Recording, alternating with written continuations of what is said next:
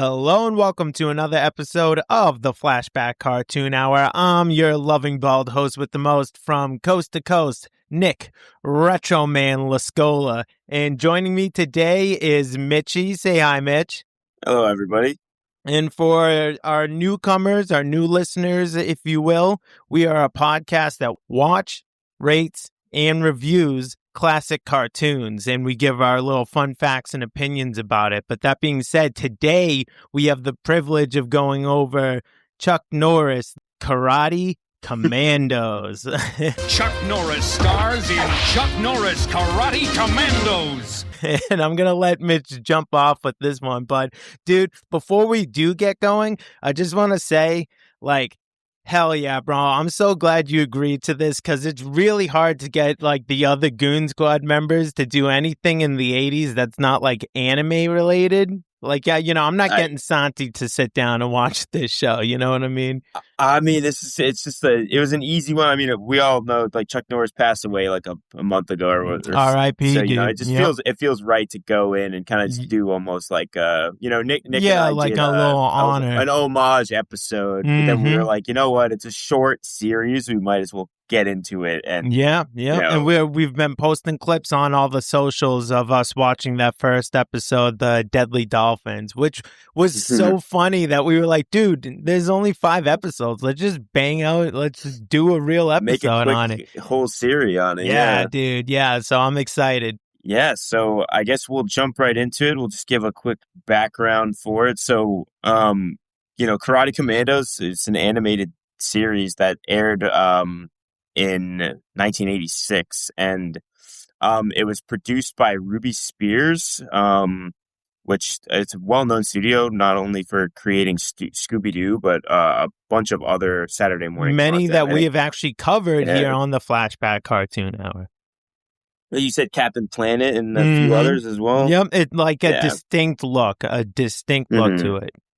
I think Scooby-Doo itself is that's a resume in and of itself. They basically all the guy characters look like variations of Fred. They all just have that square, square jaw, the little curled eye. Yep. Yeah. So the series aired first September 15th and ran for 5 days until September 19th, just episodes back to back to back. And then the 20-minute episodes, as we were saying, very quick. You can kind of knock them all out really fast. Hell yeah, we did today. Yep. Yeah, we watched it all in one sitting, minus the Deadly Dolphins episode, which we already watched. But it's like an hour and 20 minutes worth of content. And it was mainly to launch a toy line for Chuck and his squad. Mm-hmm. And it's quite easily noticeable. Everything they use in the show looks like the toy. That's one thing.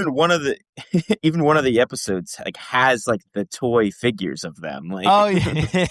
I mean they're voodoo dolls, but it's literally the toys that came out of them. Dude, I'm so glad you said that. But it's even they're the little rock, the little jet, I don't want to call it a parachute, but they kind of basically put a little mini jet on their back and are able just to take off and fly around. It's like a jetpack in every sense of the word. Literally looks like a jet that just fits over them. The fucking ninjas in this show are ridiculous. The ninjas are hilarious. Oh yeah, I was just gonna say, the show is essentially just about Chuck playing an animated version of himself, leading, an elite strike team of the Karate Kommandos. Yeah. Every episode starts with kind of a message to the kids, almost Chuck's trying to get a point across. Yeah, if you see a man in a van, don't take the candy. Yeah. He's like, you know what we do to bullies, and then he goes off on a whole episode. Yeah, but stuff violence is the last resort and things like that. They just general messages for the kids. Sometimes the things we want most are the hardest to get. That means you have to be even more determined to succeed. But that's what it takes to be a winner. You have to want it bad enough to stick with it no matter how tough things get. And things got pretty tough for us down in Florida with deadly dolphins. To be honest with you, I thought it was kind of funny because like It a lot was of the messages and hilarious. stuff, they don't really connect it all to the episode. It's really he's just like, yeah, and don't get bullied like I didn't against the claw. Yeah. Now here's an episode of us. That's right, fighting zombies. He's like, violence is the last resort. Now watch me kick ass. All right, so I'm gonna try and set this up for us. In the hidden corners of the world, a criminal empire rose under a single iron hand. The Claw, voiced by Bill Martin. Once I have Sea-Lab, I'll use its power to dominate the oceans of the world. I know you won't fail, but in case the thought has crossed your mind, remember this. A masked tyrant and the leader of Vulture, who serves as the primary antagonist of the series. Claw has a metal claw for a right arm, threw you off there, right? Which he often shows when quoting to his operatives on their assignments to remember this. His armies were legion, his reach was global, and his deadliest weapon was the one whispered about in every dojo, Super Ninja, who was voiced by Keone Young. They don't listen to Claw's warnings, do they? So we have to show them we mean business. I'm pushing the reactor to maximum power. Now there's no going back. 5 minutes. When it reaches its peak, it'll create a wave that will destroy Tokyo. Who also is known for voicing Storm Shadow in G.I. Joe, by the way.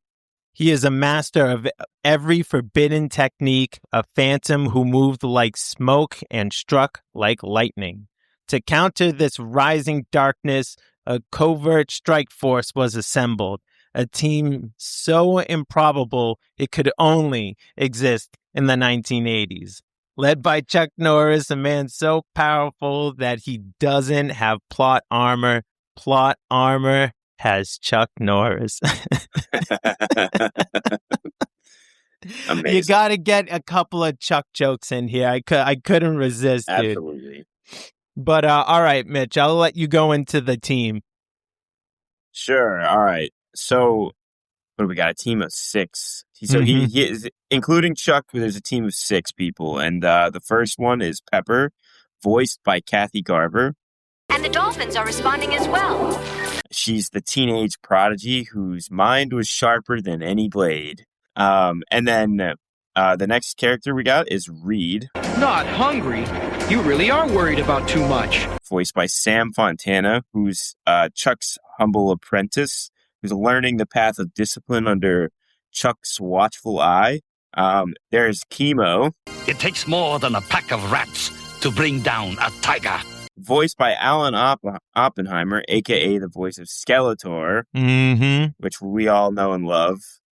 He's the stoic samurai bound by honor, older than nations. Tabe. She's a very tough cookie, Mr. Director. Voiced by Robert Ido, a.k.a. Mr. Miyagi. He's a sumo champion, the mighty sumo whose strength is matched only by his appetite. He's the classic fat guy. That's his whole character arc. And then there's Too Much. Too much! Voiced by Mona Marshall. The kid who should absolutely not be on Black Ops, but somehow keeps saving the day anyways. And he is essentially short stuff from Indiana Jones. Short round. Yeah, dude. Short round, not short stuff. Yep. No, but dude, in every way possible, they took short round. I mean, up into like the baseball cap and everything. And they were just like, all right, you follow Chuck now. Fuck Harrison Ford. Yeah. Not really. I love you. You want to summarize it for us? Yeah. Together they formed the Karate Kommandos, a unit forged not by rank or uniform, but by purpose. Though their war lasted only 5 episodes, its impact echoes like a roundhouse kick through time. The show became a relic of an era when heroes were larger than life, and every conflict would be solved with martial arts and a moral lesson. In the lore of the 80s action animation, the Kommandos stand as a testament to a simple truth. When darkness rises, Chuck Norris rises faster. Love it. Oh, dude. Man, this show impressed me a lot. And I think it's going to show up when I give my rating. Do you want to do the letter rating now, or do you want to go over the episodes first? I say we go through the episodes. Okay. And then we'll give the rating. Okay, so kind of see where our opinions go or leading to. So I kind of, I'm glad you put, okay, so I kind of left out notes for Deadly Dolphin just because me and Mitch did like a whole watch-along episode, which eventually we plan on putting on a Patreon. But for now, we're going to be releasing all the clips of that on Instagram, TikTok, and YouTube and stuff like that. So go check that out. So Deadly Dolphins was a good time. Dolphins weren't really that deadly, though, right? No, they're kind of a very letdown. Friendly. Yeah, very friendly dolphins. When you hear the title of Deadly Dolphin, I was thinking like the claw was going to end up using them as like weapons. Yeah, and like but they end up being deadly for the enemies. Yeah, no, seriously, they like strapped like a rocket to their back or some shit. But like with the title, I was expecting Chuck to like punch a dolphin in the nose, trying to come at him. I also think it's worth noting that like the episodes aren't really like in like a chronological order. No, they're kind of one-off stories. Like yes, the characters are all the same, but it's not like if you don't watch Deadly Dolphins, it's not like the origin story. Exactly. It's not like they formed the team or anything. Yeah, like at least in the Rambo cartoon. The Rambo cartoon, very similar animation, and like the only thing is, what I'll give to the Rambo cartoon compared to this one is the weapons are actually realistic weapons in the Rambo cartoon. So they're using like real machine guns that shoot bullets and not lasers, and like the swords look good and stuff. Every weapon here looked terrible. The swords they used, you can tell it's like it's made for toys. 100%, dude, 100%. They're using like stormtrooper rifles in Star Wars, and like they shoot just like single lasers out. So I don't know exactly how popular this show was. It seemed like it would, regardless of how it was, I probably would have watched it anyways. But I do laugh at one of those opening things. It was about Chuck Norris, and he's like, it takes a like big man to apologize and admit when he's done something wrong. And I was like, I wonder if he did that for this show.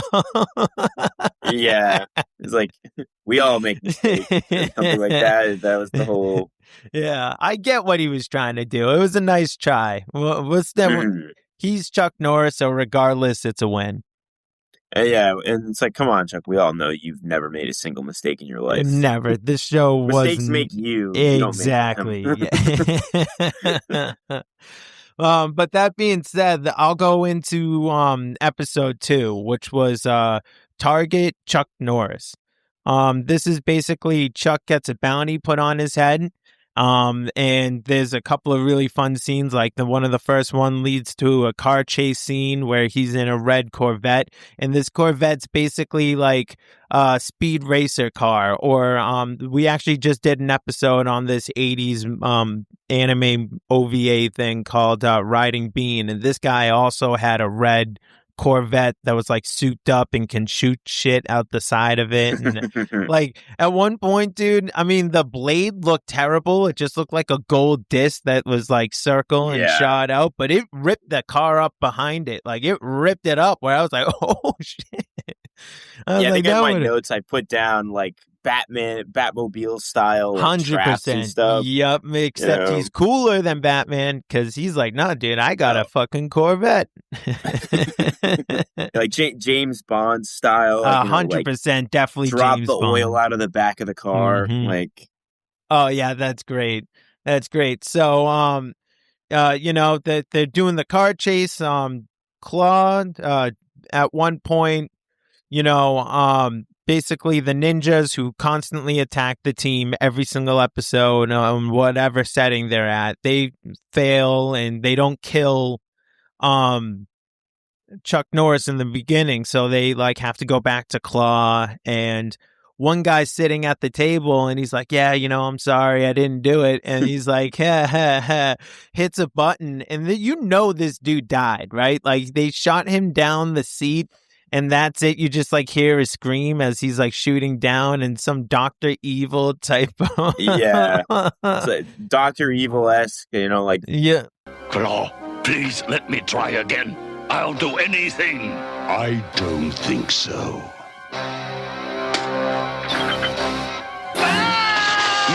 The new memory core for the NATO defense computer, which was mine a few hours ago until that idiot bungled it, arrives in New York in 3 days. For the Game of Thrones fans out there, like the moon door, like dropping out. Dude, yes, dude. Oh, man, I forgot like all about the moon door. No, 100%. Yeah, so you get the general. It's classic, like a evil villain. trope, yeah, right? Classic, like main villain kills a henchman for failing him type of thing. He was unnamed too, right? He didn't have like like most of the like the episodic villains get like a name. This one didn't like have one. Yeah, but I instantly I was like, oh, canonically they're killing. That's enough for me, dude. So now I'm looking for every little mistake where they might have killed somebody. But it was to a point where later in the episode, so one of the like villains that don't come back is this guy named the Imposter, and he's like the bald dude, right? And Claw's like, sit down in that seat. And he looks at the seat, and it's the same seat that this guy just died in earlier in the episode. He's like, that seat? That's that seat right like, there? You sure that one? He's like, sit your ass down. A loyal employee. Sit there. You mean that one? You're here to receive your payoff, aren't you? The one of my favorite scenes was the ninjas attack the Kommandos at a dinner function. So they're all like dressed really nice.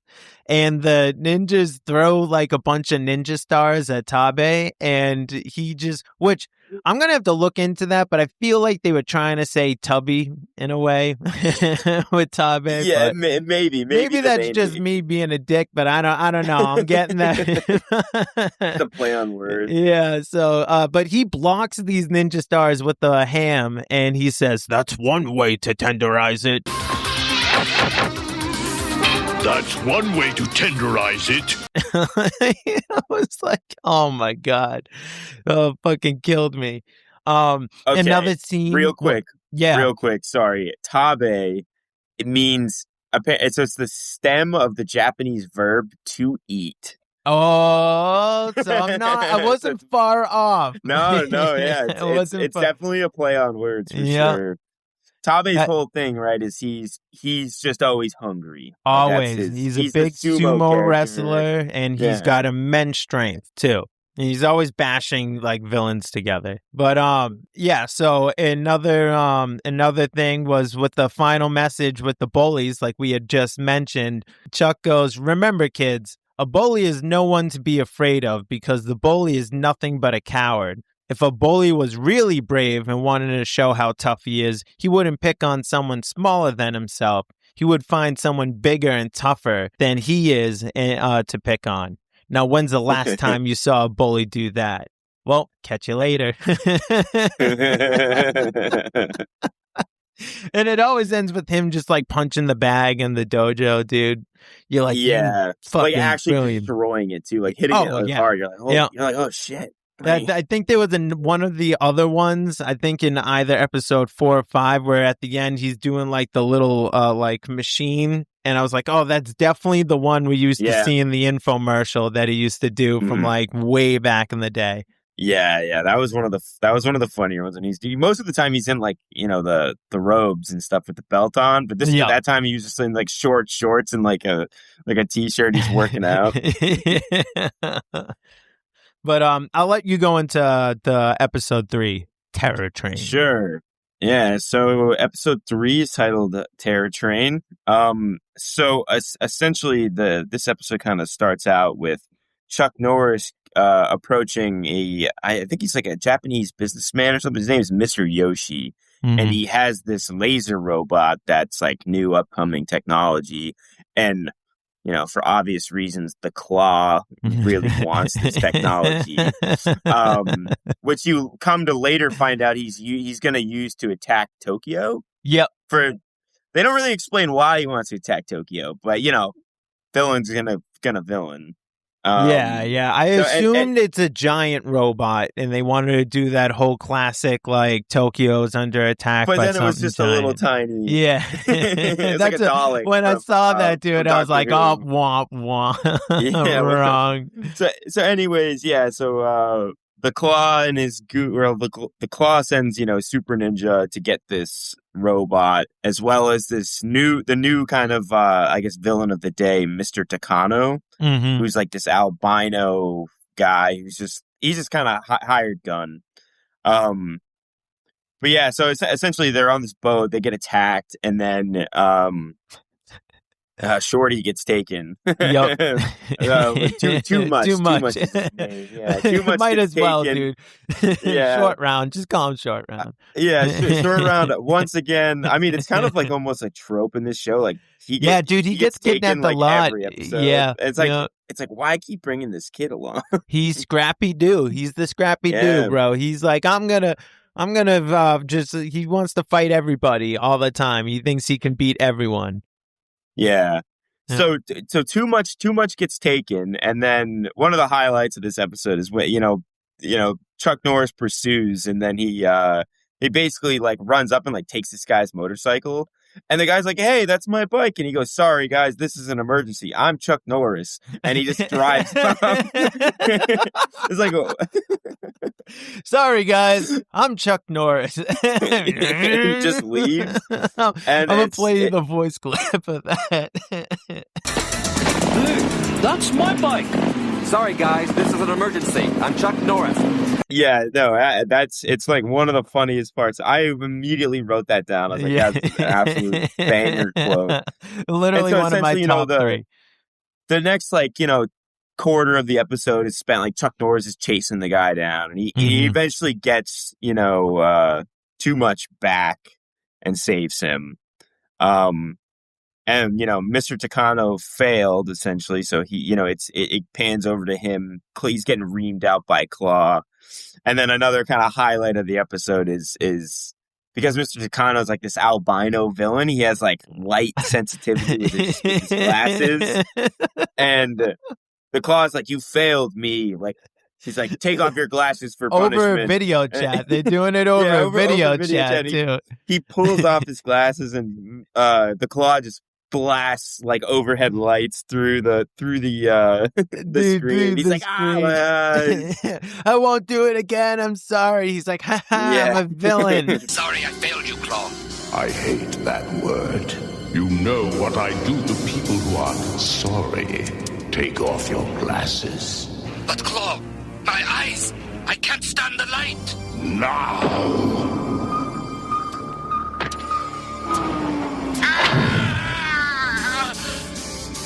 I won't fail again. You can be sure of that. Where's Super Ninja? It's so funny. He's like, take off your shades. And I'm glad you caught his name, because I missed his name. So what was his name? Mr. Takano. Mr. Takano. So I didn't catch that, but I was laughing so hard because he's like, oh, come on, Claw. Like, I have the sensitivity. He's like, take them off now. And so he does. And then you see like the red eyes. It's like, oh, this guy's got the Sharingan. Yeah. Let's go. And then the fucking Claw just hits a switch on his chair, and like the spotlights pop out from behind him and just flash the screen. And the guy's like, ah! I would have just like closed my eyes. Oh no, yeah, Claw. like, literally, like you got me. Then the Claw would have been, more vengeful, I suppose. Oh yeah, definitely would have made me sit in the seat. Yes, just the rest of the episode essentially is around, hence the name Terror Train. Super Ninja plants a bomb on the train, and Chuck Norris is like, no, we gotta, we can't let all these innocent people die. So it's kind of about them getting the laser robot and foiling the the Super Ninja's plan, kind of detonate the train. But again, I was impressed with that animation through the whole train scene. I was very impressed with it. I was like, damn, yeah. Yeah, like it looked good. And then there's another kind of unnamed like villain. They kind of had like with the one who takes too much. He's kind of like in the episode and Chuck's chasing him the whole time. They land on the train and then they just like kick him off the side and then they're like, all right, see you later. Like he doesn't come back at all. Was he the one that was he like the ninja that just like had the mask and no shirt? I think there was that no one. Shirt. And like he's the one strap. he parachutes out of the plane in the truck. Oh, dude, I can't wait. They parachute a few things, and I'm going to bring up my favorite thing they parachute in a later episode because it fucking killed me. Oh, it's literally the next episode. I'm so hyped right now. Yeah, so I guess that's probably a good spot to take us into the next one. Why don't you? So, episode 4 is called Menace from Space. Basically, the Claw wants to steal the invincible space shuttle. Claw's team, consisting of Super Ninja and a new henchman named Croc, parachute down with an armed team to attack the Kommandos. And in this scene, they literally parachute down a fucking real crocodile. It's a fly. Which ends up breaking through a window and immediately attacking Chuck Norris. So then we get a cool fight of Chuck Norris versus an alligator, which we did an episode on the Karate Kid. And Robert Ito, who we went over, voices Mr. Miyagi in that show. And he has a fight with an alligator in that show, too. So it's something about alligators to show that these guys are fucking the man's man. You know what I mean? But yeah, so the alligator attacks Chuck. He's fighting him off. Again, I hate the way that the weapons look in this show. Like, I really hate them. They're so fucking ugly. But when it comes down to like their actual like throwing hands and throwing kicks, like that looks good. Like they get the kicks off. There's a nice sound behind it. You're like, ooh, all right. And then like they'll pull out another weapon and you're like, Jesus fucking Christ, it looks so bad. It looks so bad. Yeah. So this leads to a fight between Chuck and Super Ninja. And they're fighting on their way up the side of the space shuttle. We'll finish this later, Norris. I've got a shuttle to steal. Look, it's Chuck. T-minus 40 seconds and counting.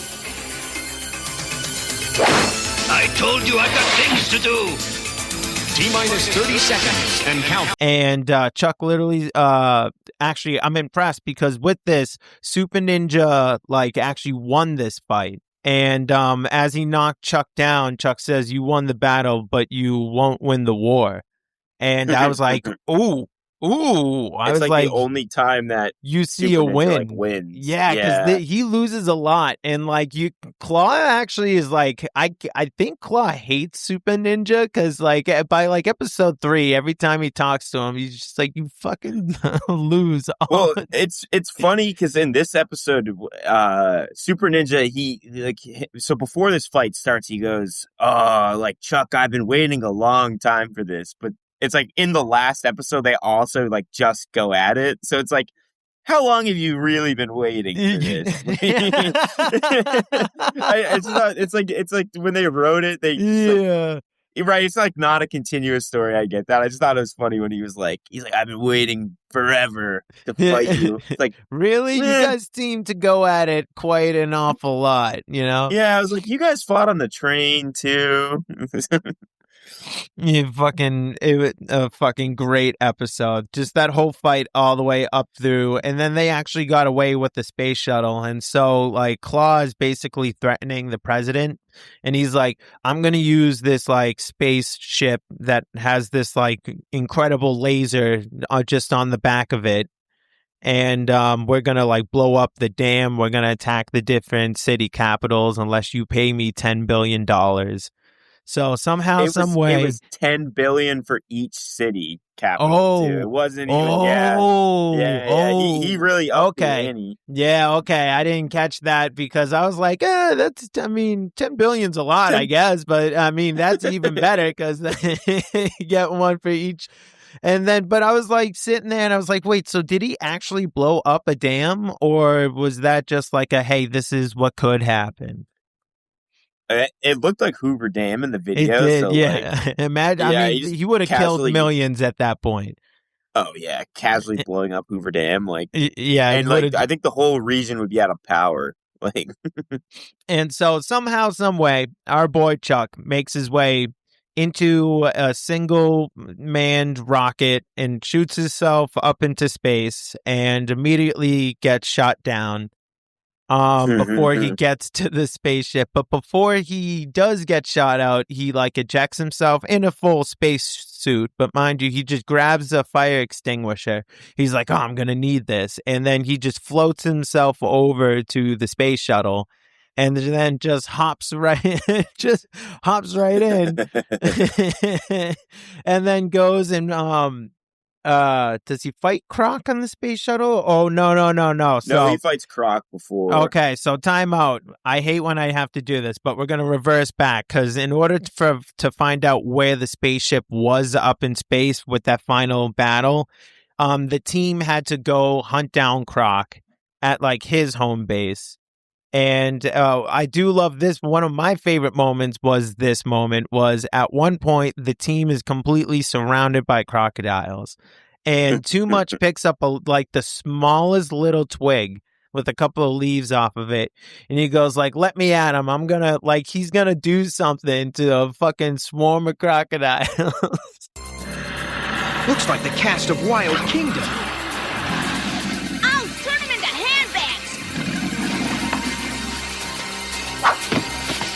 Stay put. But No buts. And he just sprints at them like no plan. Yeah.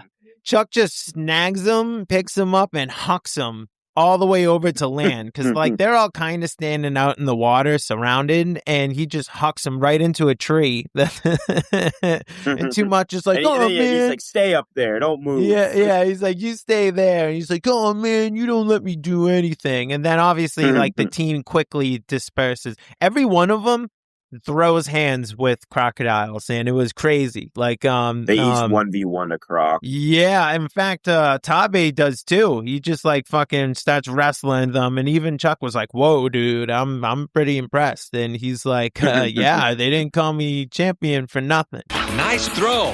I wasn't champ for nothing. So then Chuck fights Croc, and I was a little impressed at first because like Croc was tanking these hits, right? Like he's, Chuck's throwing jabs and shit, and I was like, oh, dude, he's not doing shit. But then one quick swift to the chest and knocking Croc through the wall, he immediately was like, I give up.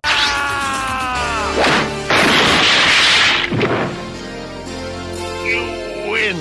Now you're going to tell me where I can find the claw. And I was like, oh, dude, I thought he was going to be like an actual, like an Indiana Jones, where they always have that one big guy show up and they have like the big epic fight. Yeah.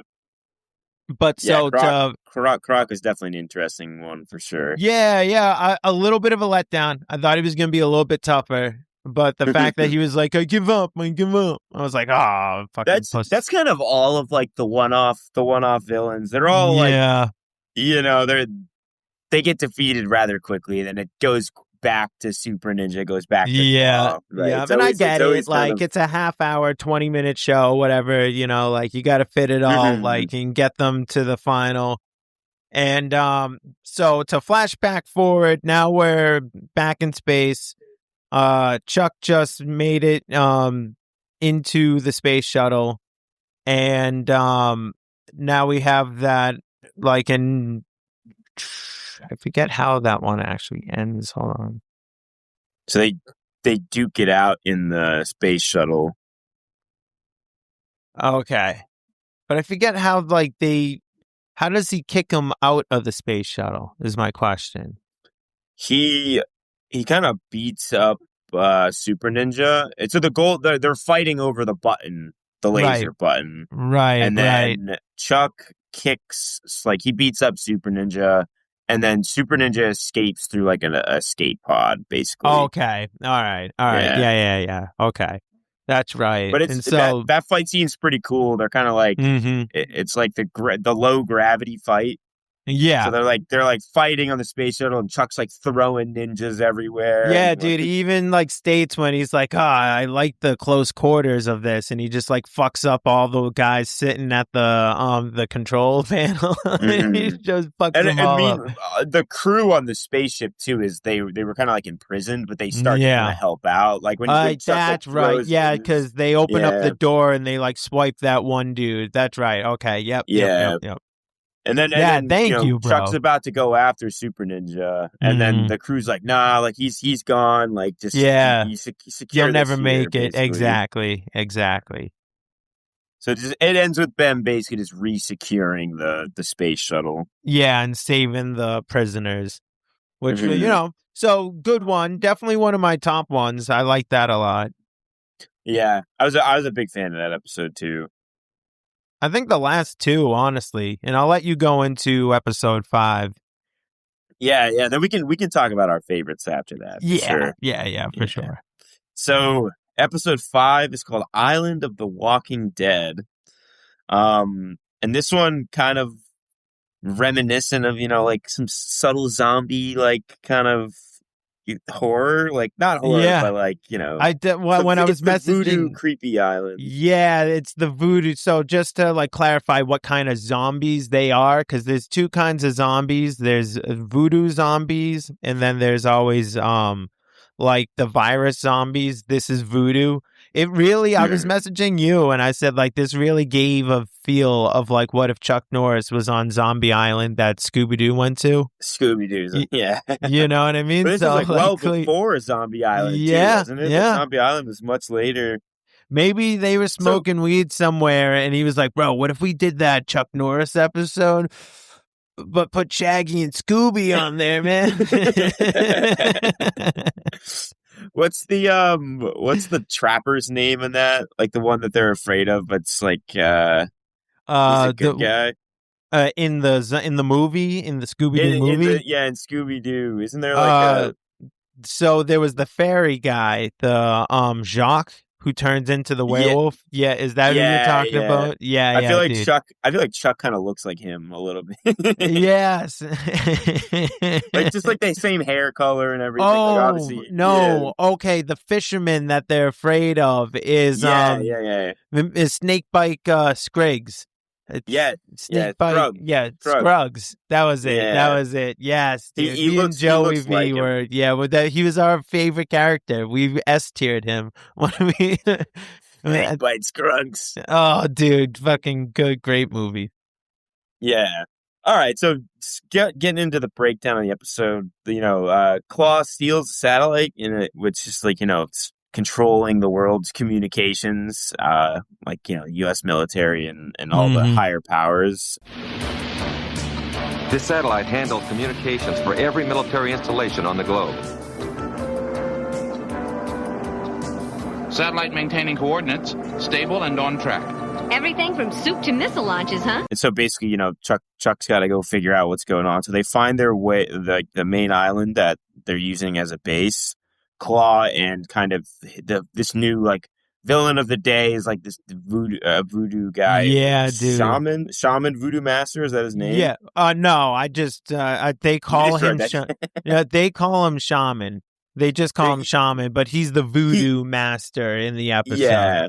So he's kind of like the low tier villain that Claw's using. But I do love the base that they're like hiding on, because it's like the island with 2 volcanoes, and one volcano just has a giant satellite like sticking out of it. So it's not like very conspicuous. They're just like, this is the evil base. Yeah, it's massive satellite hanging out of the volcano. Like, gee, I wonder where they're hiding. But anyways, they find that they're using the satellite to essentially mind control zombies, like a voodoo mind control, and the whole team gets captured except for Chuck and Tabe. So Sumo and Chuck are saving the team once again. I was disappointed in my boy the samurai because I really figured he was going to be able to get out of there, but when the zombie fell on top of him, I went, "Oh, motherfucker."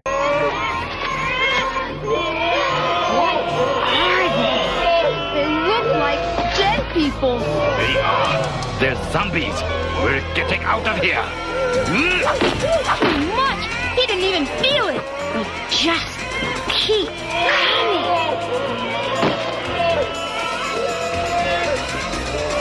coming. Huh? Wait. Yeah, I have thoughts about the other characters on Chuck's team. I think I'm gonna save that for my rating. That plays more into like kind of a summary of the show. So I have thoughts on that. Yeah, but okay. I'm hyped. Yeah. So anyways, like they're basically like planning to cook the Chuck's team. Like they have them in cages and they're gonna put them over fire. Yeah. And one of the funniest quotes I wrote this down, is Super Ninja goes, "I want to barbecue Chuck Norris on those coals personally." You've made your point. I want to barbecue Chuck Norris on those coals personally. It's like it was just funny seeing that, just him being like, "Oh, I'm gonna cook him." Yeah, dude, he hates him. You got to give it to him. Yeah, and then Chuck and Sumo, they rescue the team, and they what is it? What is Chuck in? Oh yeah, it's like a motorcycle. Chuck in Tabe. Well, but who does Chuck? It's Chuck in short round. They climb on the motorcycle, and then Tabe's like, "I can't fit on that." Oh, it's a tricycle. He gives him like a bulldozer. Yeah, it's a tricycle. That's right. And so Chuck and Shorty take the the tricycle, and Sumo, you find out, gets in like a bulldozer, and they kind of come at Claw from like two different angles. Oh, I love it, bro. They drive upstairs. yeah, they're driving perfectly up. There's not a ramp. Yeah, no, right upstairs. And they bust into the room that Claw is hiding in, and right as you think that like they're about to fight, and like, because this is the last episode, so I was thinking like, okay, maybe they defeat Claw here. I know. They kind of just keep it open ended, and Claw escapes. At least I get the satisfaction of eliminating you. I hope I'm not late for the party. Perfect timing, Tabe.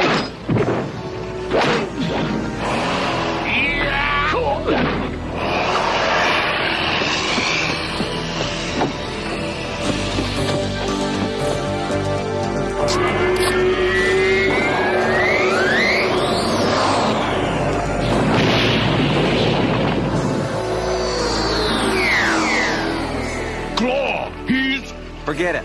We'll get him next time.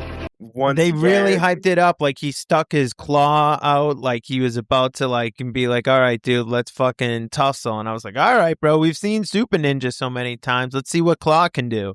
And then nope, they just fucking he gets surrounded and then he dips. I kind of knew that. I didn't think that they were actually going to have them get defeated. Yeah. Once Super Ninja didn't get defeated, I was like, "There's no way they're going to kill Claw off." Yeah, he's kind of like the ultimate villain, and then we even get another Super Ninja fight after Claw escapes. Yeah, exactly. And that ends pretty quick too. Like it's kind of But no one like there's no like villains that get defeated like overall throughout the whole series.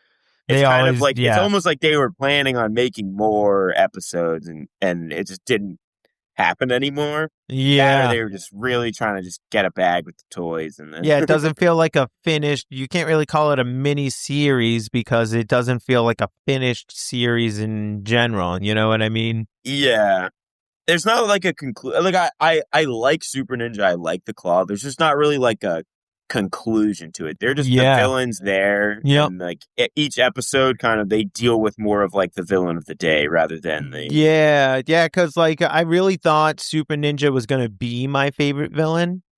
And Mhm. I mean, I really was impressed with Croc up until like he gave up easy, but I'm gonna give him a pass because of how quick like the episodes were. Yeah, yeah, but But they're still like good episodes, you know. It's oh like for yeah, what it yeah, is, yeah. it's I do think it would have been like a better show if they somehow connected each episode and it led Mm-hmm. to kind of like Super Ninja being defeated and Yep. then like them going after Claw and him being defeated. I get it's like a kid's show and I'm maybe asking Yeah. for too much here. No, I think dude, it I would have do it just a been a lot. better show for that. And the thing that I've with like, especially with the flashback cartoon hour that I've learned and going back with a lot of series is there are series that do that. There were series Hmm. that doing that in like the 60s where like, yeah, there was like every episode was like its own episode, but there was an overarching thing to it. And I Yeah. think like for me, and I bring this up, this is why like I love even like when you think of Batman the animated series, there is a way that you can do it and really not have Oh them like yeah. that. But That might it be like the best example of it, right? yeah, Like yeah, exactly. But for a majority, the connecting story or just having something or maybe two-parters or something where it like really mhm. feels like, something's paying off. Yeah, I'm big on that. Like it's fun to enjoy stuff like in Yeah. episodic fashions, but like And having even that. as a kid, I was always like, don't baby me, right? Mhm. The best types of stories are the ones that like. I mean, again, maybe I know it's a kids show, but like the ones that Mm. lay like little Easter eggs along the way, and then when you get to the end, you look back and you're like, oh, like Yeah. that's where it all wraps Yeah. around. I get Yeah. it. For this show, I don't think you needed to really do that, but just like kind Yeah. of an ending would have been like the Yeah, villain got exactly. defeated. Here we go. Especially, and that's why a lot of fans do think there was more because, like, if you did know that you were going to be canceled, if they had, like, pulled the plug already, then you probably would have tried to have been like, all right, Mhm. final episode, let's at least tie it together so you can indeed call it like a mini series or something. Yeah, yeah, But completely agree that with being that. said, what would you give this on a letter scale from F to A plus? I think I'm gonna probably give this like it's entertaining, and I think Mm-hmm. everyone should go watch this. It's very short. I think I'm gonna give this like a B minus, Yeah. maybe even bordering like C plus. Yeah. Okay. I'm gonna go So with B minus because I did enjoy it, and this is like one of my first real ratings on this show. So yeah. I'm gonna be generous. No, dude, honestly, if you feel that C plus, because I was about to completely agree with you and go like, listen, like it's a C plus. I enjoyed it, but I can understand why a lot of people might not enjoy it. But we found it Yeah. like entertaining in a hilarious way. And it's short. And It's it's bite sized. It's not short. like you're wasting like multiple seasons Yeah. to watch it or anything. It's Yeah. very short. But I think one of the big points is what we just said. Right? There's not really like a Mhm. cohesive glue of each episode. It's really just one off episodes, and the villains don't get a proper Yeah. arc for Right. that. Like, for example, right, with the Rambo cartoon, again, like same, I think it is Ruby Spears makes that one too. I have to go back and look. Um, but it started off with a 4-episode miniseries, and then it got like greenlit for an entire series of like 52 episodes. And so those first 4 episodes finish with the conclusion to the story. Like they're all kind of connected. He's in the same place. Like it's a fictional made up place, but at the end of it, it's it's still like kind of like, the villains get away and stuff, but it's setting up the show. Mhm. So like if you had all 5 episodes of these connect, and then again you finished with that big epic fight, that would have been way better. Yeah. Yeah. And then I think the second part why C plus like kind of works as the Mhm. rating is like the characters. We were hinting at this before when you talked about Chemo, who is the samurai character, who's super. He seems super cool. He has a sword. Yeah. The characters for like half of the team are very like dull. They're Yes. really they just look different. Everything else about them is really. I do like Chemo though. I'm not gonna lie. I like the highlight characters for me are Tabe the sumo, Chuck, and then Too Much, because they actually like have characters. I could not have told you the names of Piper, Reed, and honestly Chemo without you having the wiki not be there. Yeah, because they don't really have kind of maybe they just don't cut out unique roles, right? Yeah. Well, so to me, I've always loved samurais. So the fact that Chemo was in this, he was one of my standouts. I would say a little more than Too Much. And let me defend. Too Much did impress me, because the minute I found out that his catchphrase was "too much," I was like, "Oh no, no, stop it." But then, like, some of the shit he was saying was actually pretty funny, so I kind of like eased up on him a little bit. But still, he did have that Scrappy Doo feel to him, the Spritle from Speed Racer, that like Snarf from Thundercats. Very tropey. Yeah. So to me, I did like Chemo, even though he wasn't like, he was pretty good with the sword. And his sword didn't look as stupid as everybody else's swords. So I kind of was like, all right, cool. You pick it up. He was not a big talker. So there's that. I think that there's just not a lot of like, I like, there's a lot of cool scenes there's a few cool scenes with Chemo where he like cuts through like a few ninjas' swords and stuff like that. Yeah. And then those mostly are cool, kicks. Yeah. But there's not a lot of like just define. I think that maybe this is just part of the 5 episodes. There's not enough time to just go a little deeper. Like when you watch like Scooby-Doo, right? Every character on that team has kind of a unique thing that makes them. There's a reason why they're in that show. Yeah. I feel like some of the characters in this show, you could have just pulled them out and it wouldn't have mattered. Like other than getting captured and Chuck has to save them, like it's kind of. So that to me is just one of the downsides. I think some of the characters are great, and then some of them are just like a little weaker. Like, they should have had an episode. Too nitpicky. No, it's and especially with what we have to be nitpicky, because like if they had done an episode about Chemo or about Tabe, and then we could see like their like backstory or character growth, then we could really kind of hit up on like them a little bit better. But from what we got, in my point of view, it went like Chuck, Too Much, Tabe, Chemo, and then what is it, Reed and Piper? You're putting Too Much above Tabe? Like when it came to like screen time? No, not in my opinion. I'm talking about like what I felt like they layered them like as the show of like yeah. Because I would put Tabe over Too Much for sure. Oh yeah, easily. Yeah. No, I totally see that. Like the priorities were like they just didn't have enough time. I feel like to do like much more. I feel like an easy like slam dunk or like a layup almost would have just been like have Chuck get captured, and then the team has to save him. Yes, and then you actually get to see them kind of do the things. It's always each have like a moment. Yeah, and they never wanted Sumo to get captured either. He never gets taken. No, he's always the one with Chuck helping him. Yep. Again, like when the zombie fell on Chemo, I was so disappointed because I'm like, bro, you're supposed to be like the samurai of all samurais. I wanted to put you up for a versus battle with Samurai Jack, and now I just feel like you're gonna get smacked, bro. Oh, and I feel like Reed is supposed to be like Chuck's like big apprentice. And he like does not feel like that at all. Like Too Much is the one that Chuck like really has. 100. Yeah, that's definitely. Reed, like I don't even know if they talk. Yeah, when you find out that I think they mentioned maybe once that him and Piper are actually brother and sister. Thanks, sis. I owe you one.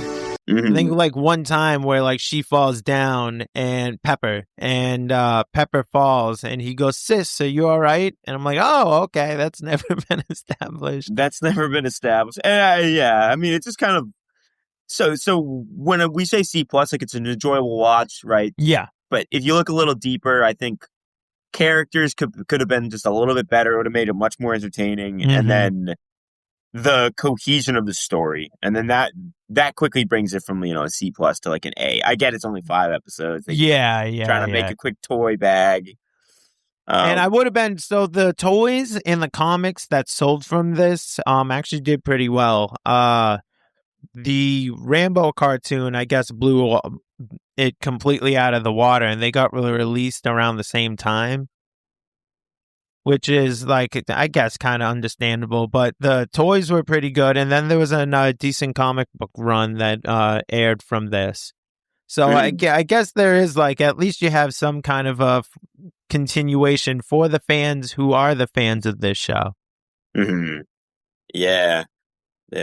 But with the Rambo cartoon, one thing that I think that they did that probably could have helped with this is like, even in the first episode, they did we got to go round the crew up.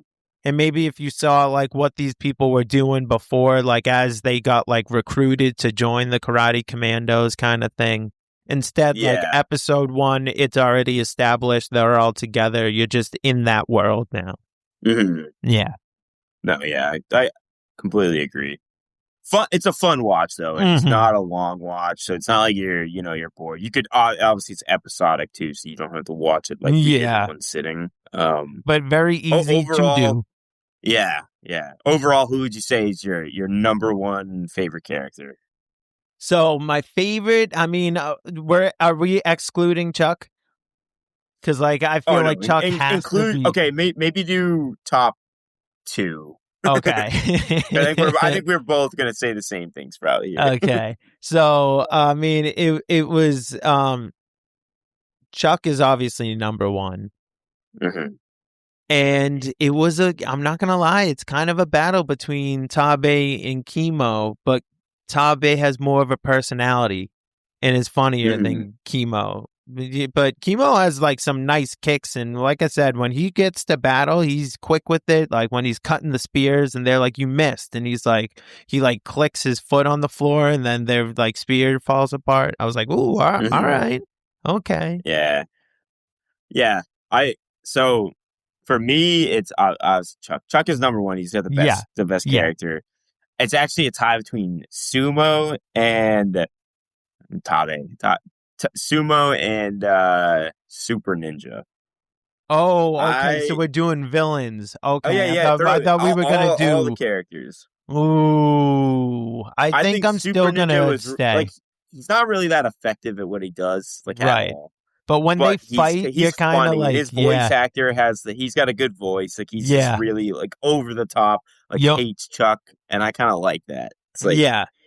Every time they like step up to fight, you're like, okay, let's go. And you're like, a little part of you is like, yeah, dude. Like they have that hated rivalry that like Storm Shadow and Snake Eyes have from G.I. Joe, or like, you know what I mean? They just like, they're on opposite sides. They know what it is. And they're just like, they love to hate each other. But absolutely. I'm trying to think. I think top 3 for me would be Chuck. Yeah, Chuck, Tabe, Chemo. I think that's how I'm going to stick with them. Is those top 3 for the heroes. For the villains, honestly, Super Ninja, I think, is my number 1. Above Claw, above the voodoo dude, the albino guy. I think for me, it would go Super Ninja, Croc, and then Claw. And I'll tell you the reason why Claw is so low on my top 3 is because when it came down to like, all right, let's throw hands, he just dipped and ran. Yeah, he dipped and ran. So I was pretty disappointed in that. Whereas when Chuck actually fought Croc, like I had mentioned earlier in the episode, Bro, he was throwing a bunch of uppercuts and jabs to they the were chest, going at and it. this dude was like Bane with Batman, where he was just fucking eating them. Mm-hmm. It wasn't until he got that kick in where it was knocked him through the wall, where he's like, "All right, I'm sorry." And I was like, Yeah, "Oh, that was also my top 3 for villains too. I'd go the same order and everything. really? Yeah, yeah. You were a fan of Croc? I was a big fan of Croc, actually. That Yeah. was, I don't know if we're gonna talk, but that was my favorite episode. Was episode 4. Okay, yeah. I was gonna. That's where I was going next. Yeah, so. I mean, so my favorite episode being episode 4. I like Croc because it kind of mixes up the villains of it. We have just been the ninjas the whole time, and then you kind of see like dude. Croc's goons are like they're like green commando ninjas with gas looking, masks. yeah, like they have like machine gas guns. masks. It was cool, and then obviously you got like the parachuting crocodiles and like the fighting in the swamp and stuff. Dude, Santi hates when so not to cut you off, but it's only because I totally agree. I'm gonna say episode 4, Menace from Space, is also my top pick. And Santi hates when we have the same episode, but I'm glad, like, I just want to say, like, I also totally agree. So finish your thought. Yeah, and then we end it with the fight in space, which is cool because again, it's just mixing it up. Like the animations are different. You can almost see that they're fighting in low gravity. Like they're trying to exaggerate the fact that like when Chuck punches someone, they're like flying up and across the room. Yeah, like I think that's such it's just a more interesting thing. Like you could tell that they were trying to be creative with the. And I mean, just think about that for a second. That sentence alone, Chuck Norris in space, is just it's fucking amazing. Fucking perfect. Chuck Norris doesn't go into space. Space lets Chuck Norris.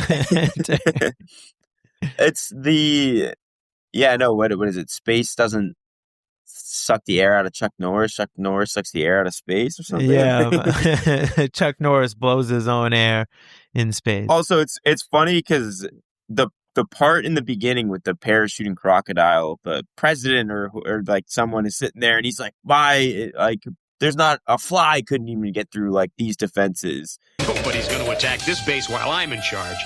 Not even a fly could get through my defenses. Not even a fly, huh? And then like the crocodile bursts through the window, and then Chuck is like being like a sarcastic asshole, and he's like, oh, a fly, huh? Like, and then they like fight the crocodile and stuff it in the closet, and then I don't remember who says it, but someone's like, oh, we got the crocodile like in the closet, and Chuck's like, be careful of the fly. Like he's like being a total dickhead about it. He's like, fuck you, Mr. President. I'm Chuck Norris. They're moving on the shuttle. Let's go get them. Where do you think you're going? With you!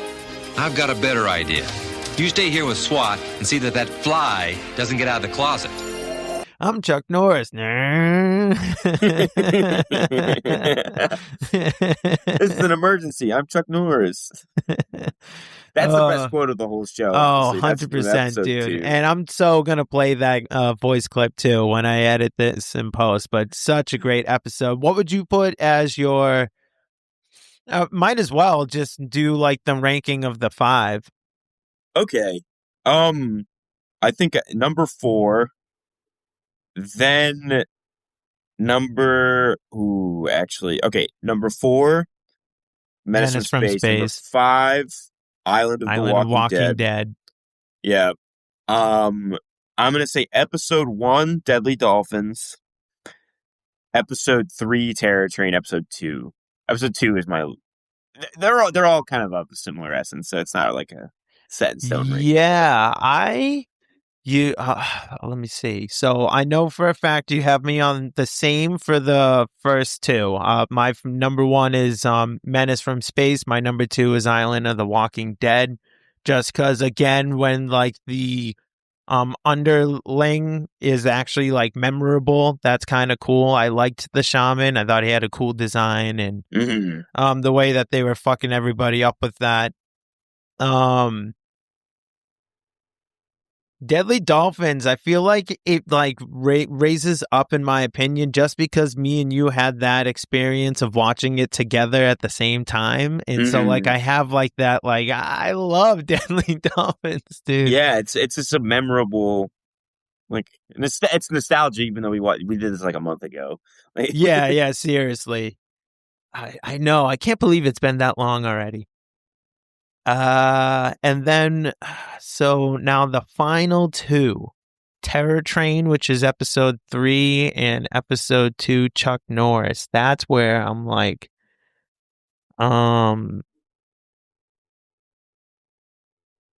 I think I'm gonna go with Terror Train, and then number 2, Target Chuck Norris will be my final episode. So I think that was I think we had the same there. Oh, is that the same one that you did? Yeah. Yeah. Yep. I think so. I mean, there's only 5 episodes, so like, quick. Like, yeah. That's why this was a quick episode. I'm so happy you were willing to do it, you know? Yeah, definitely. Go check out Karate Kommandos. Yeah. Oh, yeah. We watched it on, what was it called? BitShoot.com. Yeah. That was the only place, because for the listeners and viewers, you cannot find this anywhere unless you like buy the DVD set of it, but it is impossible. It's off of Tubi, it's off of Plex. Yeah. It was free. It's kind of like almost like a YouTube like website. There's no like creepy ads or anything asking for like you just sign up. It's a free website. There's couple of ads at the beginning you can skip after 5 seconds. Not too bad. That's why it was so easy to bang it all out so fast. And I will say, I'm just going to throw this out there. I watched it at 1.25x speed, and the reason for that being, I thought that the animation looked better at a little faster rate. Nick, dude, I think, likes it slower. No, bro. Now I want to go check it out on a I feel like speed.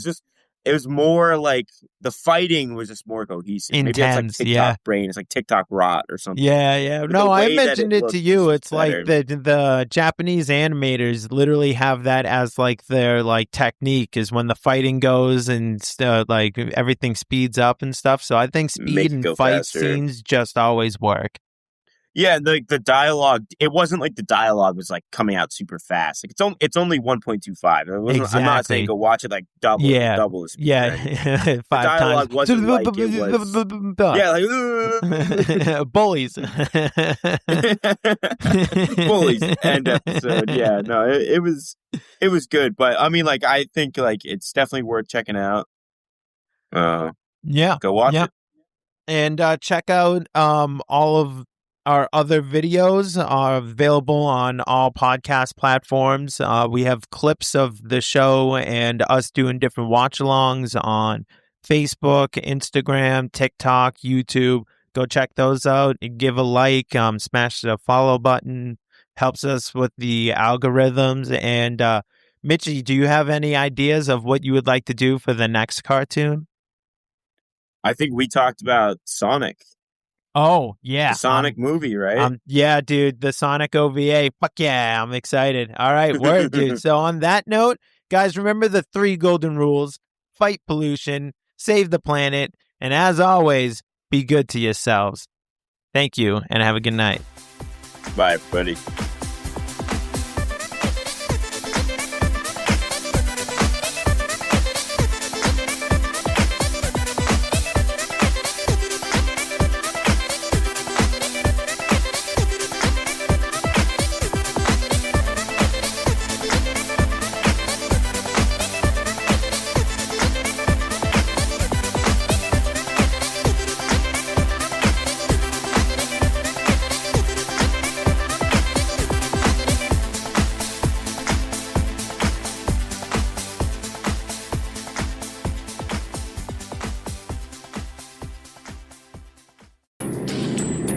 Angelfish was behind the kidnapping for Claw.